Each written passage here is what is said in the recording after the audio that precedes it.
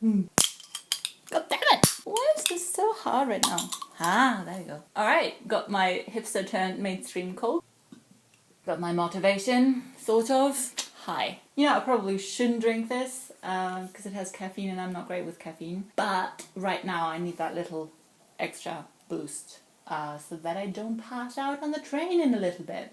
Or feel like I'm gonna. Decisions, decisions, decisions. Oh yeah, for those of you for whom it might not be obvious, the reason that I can't have caffeine is because of my IBD.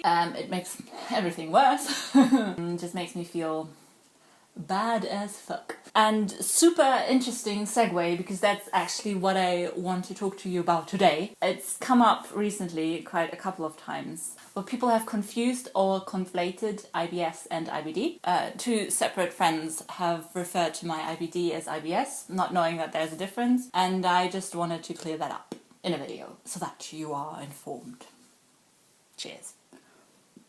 This is not a call-out video for either of those friends. Like, I don't blame them. I'm not mad or anything like that. I just noticed that a lot of people don't know that there is a difference. So I felt like it's easier to talk about this here and just link people to this instead of having to explain it every single time. So, what's IBS? Which I do not have. IBS stands for irritable bowel syndrome. It's because you have an irritable bowel.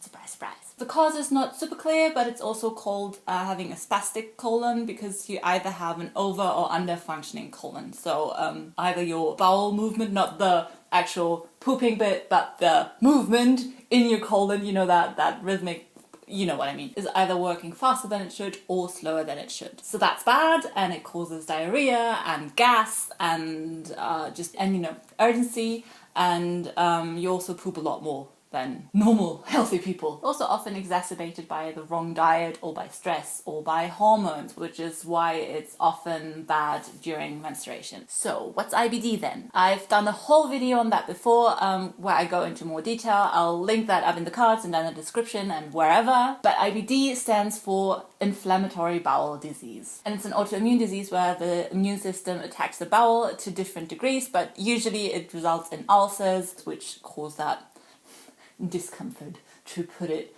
very, very lightly. See, what IBS and IBD have in common is some of the symptoms. I mean, we both have that urgency that we have to go to the toilet now. We both have diarrhea, we both have gas and bloating and stomach cramps, like really bad stomach cramps. And like that, just the frequency that we go to the toilet is just a lot higher. But without wanting to downplay IBS, because I know that it really sucks for those who have it as well, that's where it stops. And that's like a whole thing already, because wow, that limits your life so much if you always have to worry about where the next toilet is, and if your job can accommodate you, and having to think about vacation, and you don't know when you get like a flare-up of the symptoms. It's debilitating and it's horrible, and I can relate to that, which is why, yes, I do take comfort in people with IBS coming up to me and say, wow, yeah, that sounds rough. I can relate to that. At least to, you know, the poop stories. I love sharing poop stories and just talking about poop.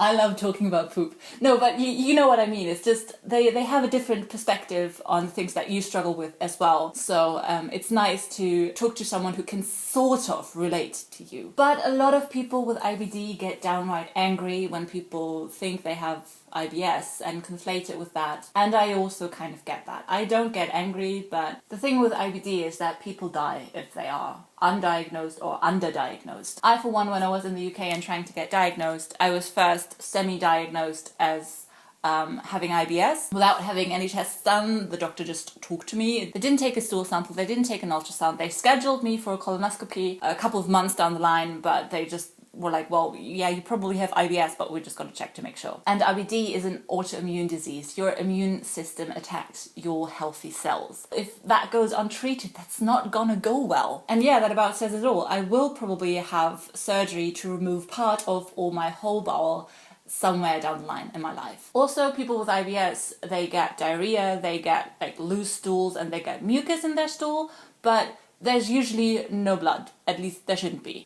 With IBD, of course, ideally there shouldn't be blood in the stool either, but it's like, it's an occurrence that happens. The difference is also in the way that it's treated. IBS can be improved by adjusting your diet, and there's even like one set diet that is good for you to adjust to. With IBD, that's a lot more complicated. It's different for everybody. For some people, gluten-free works. For some people, dairy-free works.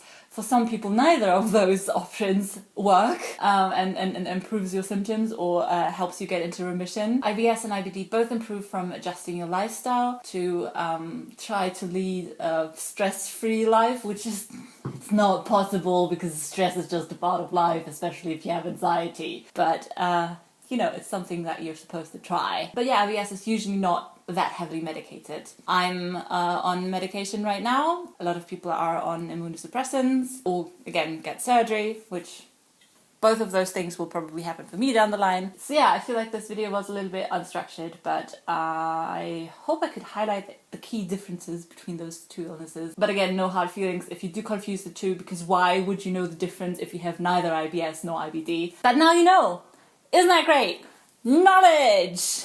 Right, I'm gonna go edit this and then head to my mum's and hopefully sleep okay tonight. Okay, bye!